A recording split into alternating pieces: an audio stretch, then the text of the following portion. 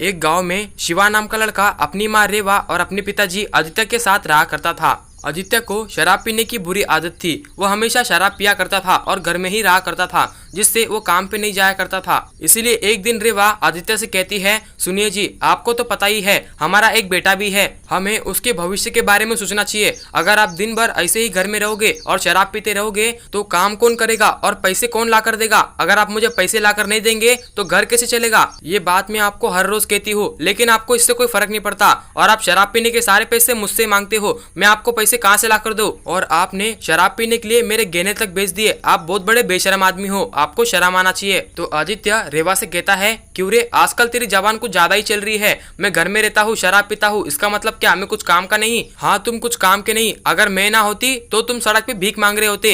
ये बात सुनकर आदित्य को गुस्सा आता है और आदित्य रेवा से कहता है, तेरी इतनी हिम्मत, तूने मुझसे ऐसे कहा? मैं तुझे और तेरे बेटे को इस घर से बाहर निकाल दूंगा, जिसके बाद इस घर में मैं अकेला रहूंगा। एक एक कर आदित्य रेवा को और शिवा को घर से बाहर निकाल देता है। जिसके बाद रेवा सड़क पे खड़े होकर रो रही होती है। तभी उसके पास एक आदमी आता है और वो रेवा से कहता है, क्या हुआ बहन, क्यों रो रही हो तुम? भाई साहब, मेरे पति ने मुझे मेरे बेटे को घर से बाहर निकाल दिया। अब मैं अपने बेटे को लेकर कहाँ जाऊँ? बहन, तुम फिक्र मत करो, मेरे पास बहुत सारे खेत है, तुम उन खेतों में काम कर कर एक किराए के मकान में रह सकती हो। ये बात सुनकर रेवा बहुत ही खुश हो जाती है। जिसके बाद वो खेतों में खुशी खुशी काम करने लगती है।